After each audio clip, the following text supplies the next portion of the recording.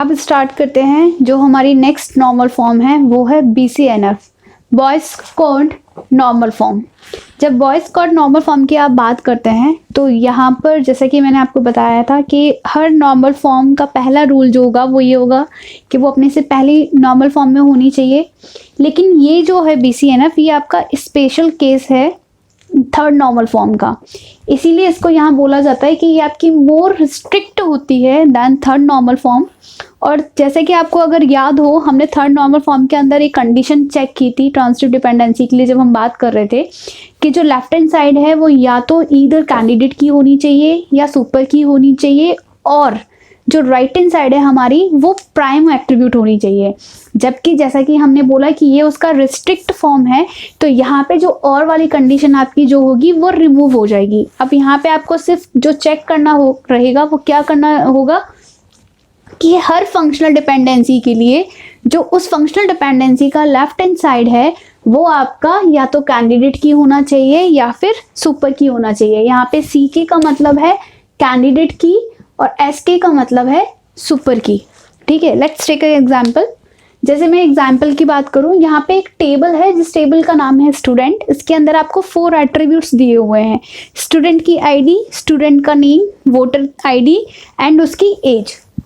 आपको 4 रोज दी हुई हैं। देखो, डेटा जब भी आपसे क्वेश्चन पूछा जाता है तो आप कभी भी देखना एग्जाम के अंदर, ज़रूरी नहीं है हमेशा आपको टैबुलर फॉर्म में ही डेटा दिया जाए, आपको ऐसे रिलेशन भी दिए जा सकते हैं।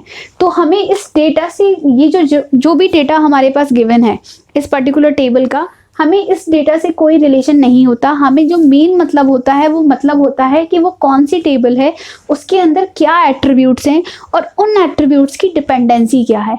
तो डेटा आपको चाहे ऐसे गिवन हो या क्वेश्चन ऐसे गिवन हो, तो आप आई थिंक उसको रिलेट कर सकते हो। मैंने दोनों फॉर्म्स यहाँ पे लिखी हुई है, टेबल गिवन होगी या आपको ऐसे गिवन होगा।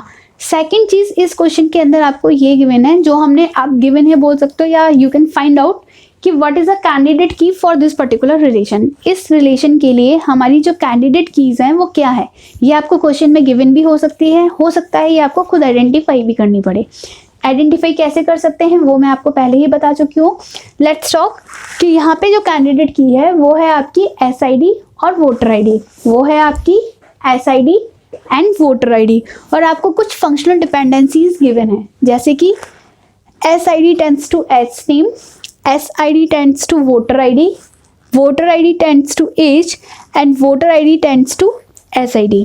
अब आपको यहाँ पे चेक ये करना है, मैंने यहाँ पे कंडीशन क्या बताई कि वो BCNF में तब होगा जब उसका लेफ्ट हैंड साइड या तो सुपर की होगा या कैंडिडेट की होगा। तो यहाँ पर एक चीज़ देखिए, हमें सिर्फ लेफ्ट हैंड साइड की बात करनी है, हम राइट हैंड साइड की बात नहीं करेंगे। लेफ्ट हैंड साइड की बात करते हैं। SID टेंड्स टू SNAME, यहाँ पर क्या है SID क्या आपका कैंडिडेट की है? हाँ है, क्योंकि कैंडिडेट की के अंदर मेरे पास SID भी है और मेरे पास वोटर ID भी है। दैट मीन्स ये आपकी कंडीशन क्या कर रहा है, फुलफिल कर रहा है। तो ये आपकी जो फंक्शनल डिपेंडेंसी है वो इस कंडीशन को फुलफिल कर रही है। अब बात करते हैं अगली फंक्शनल डिपेंडेंसी की। SID tends to voter ID, ये भी ट्रू है। क्यों? क्योंकि SID जो है वो आपका कैंडिडेट की का पार्ट है। Next functional dependency voter ID tends to age, voter ID again it's a part of candidate की, तो ये भी आपकी कंडीशन क्या कर रहा है, फुलफिल कर रहा है।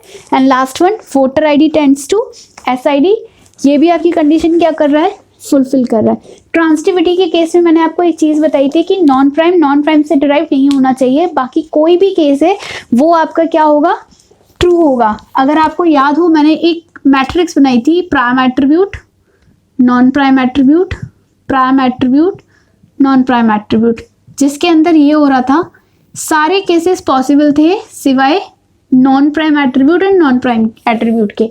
तो यहाँ पे आप चेक कर सकते हो, इसके अंदर SID क्या है, because it's a part of candidate की, तो ये आपका as a prime attribute work करेगा। तो प्राइम एट्रीब्यूट से क्या हो रहा है, नॉन प्राइम एट्रीब्यूट डिराइव हो रहा है, तो यहाँ पे ट्रांजिटिव डिपेंडेंसी नहीं हो रही है। मतलब ये फुलफिल, ये आप कंसीडर कर सकते हैं। कंसीडर कहाँ पे नहीं करना था, जब नॉन प्राइम से नॉन प्राइम एट्रीब्यूट डिराइव हो रहा था। सेम यहाँ पर it's a part of prime attribute, तो ये भी आपका सही होगा, ये भी आपका प्राइम एट्रीब्यूट है, ये भी आपकी सही होगी, और ये भी आपका it's a part of prime attribute, तो ये भी आपका राइट होगा। तो यहाँ पे हम वो वाली कंडीशन को चेक कर सकते हैं जो मैंने आपको पहले भी बताया था। अब थर्ड नॉर्मल फॉर्म के अंदर मेरी बात समझ में आई, लेफ्ट हैंड साइड को चेक करना था कि whether it's a part of super की और कैंडिडेट की और नॉट। अगर वो उसका पार्ट है तो ही वो आपका BCNF में है, अदरवाइज नहीं है। तो इस पर्टिकुलर रिलेशन के लिए इस फंक्शनल डिपेंडेंसीज को हमने चेक किया, सारी डिपेंडेंसी हमारी फुलफिल हुई, देयरफॉर हम कह सकते हैं रिलेशन, जो भी आपका ये रिलेशन है, इज इन BCNF। हेंस आप यहाँ से ये बता सकते हैं कि ये जो आपका रिलेशन है वो BCNF में है। अब मैं आपको एक चीज़ यहाँ पे जो एडिशनली बताना चाहती हूँ वो ये है, जैसे मैंने बात किया कि जो BCNF है वो स्ट्रिक्ट फॉर्म होती है थर्ड नॉर्मल फॉर्म की। यहाँ पे मैं आपको इस डायग्राम से एक चीज़ बताना चाहूँगी कि जो फर्स्ट नॉर्मल फॉर्म है वो आपका सबसे आउटर लेयर पे आता है, जो सेकेंड नॉर्मल फॉर्म है वो उसकी इनर लेयर होती है, फिर ये आता है आपका third normal form, and last one is your BCNF। आप इस डायग्राम को देखो और अब तक हमने जितने भी रूल्स पढ़े हैं आप उनको आपस में, अगर आपको थोड़ा भी याद हो तो आप उसको रिलेट कर सकते हो। जब मैंने सेकेंड नॉर्मल फॉर्म की बात की थी तो मैंने ये कहा था कि उसका रूल नंबर 1 होता है कि वो फर्स्ट नॉर्मल फॉर्म में होना चाहिए, देन उसका सेकेंड रूल खुद का होता है कि पार्शियल डिपेंडेंसी नहीं होनी चाहिए। अगर किसी सर्किल के अंदर कोई दूसरा सर्किल लाई कर रहा है तो उसकी खुद की प्रॉपर्टीज तो होगी प्लस उसके पास अपने बाहर वाले लेयर की भी प्रॉपर्टीज होगी। यही चीज़ यहाँ पर है। तो क्वेश्चन में कभी आपसे पूछा जाता है कि अगर कोई रिलेशन सेकंड नॉर्मल फॉर्म में है क्या वो फर्स्ट नॉर्मल फॉर्म में हो सकता है, तो आप बता सकते हैं यस, अगर वो सेकंड नॉर्मल फॉर्म में है तो वो फर्स्ट नॉर्मल फॉर्म में हो सकता है। बट अगर कोई रिलेशन सेकंड नॉर्मल फॉर्म में है, वो थर्ड नॉर्मल फॉर्म में उसकी पॉसिबिलिटी होने की हो सकती है, तो वो आप बताएंगे नहीं, क्योंकि हम यहाँ पर हैं सेकंड नॉर्मल फॉर्म में। तो सेकंड नॉर्मल फॉर्म अपने से अपर वाले की, अपने से पेरेंट वाले की प्रॉपर्टी इनहेरिट करेगा, लेकिन अपने से नीचे वाले की प्रॉपर्टी इनहेरिट नहीं कर सकता।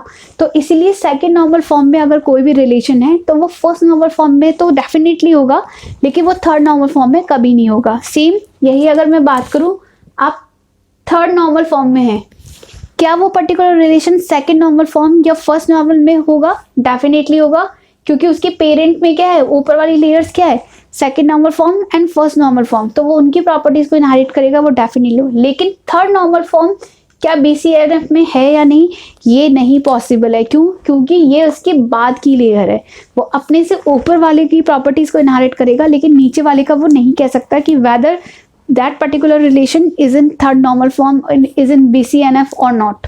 ठीक है, तो ये मैं आपको एक एग्जाम्पल के थ्रू, डायग्राम के थ्रू बताने वाली थी कि अगर आपसे कभी भी पूछा जाए, कभी भी जब आपको ये लगता है कि जब पूछा जाते हैं क्वेश्चन कि ये पर्टिकुलर रिलेशन इस नॉर्मल फॉर्म में है, क्या ये इस नॉर्मल फॉर्म में पॉसिबल है, जो 1 वर्ड होते हैं यस और नो वाले, तो आप इसके थ्रू इजीली बता सकते हैं।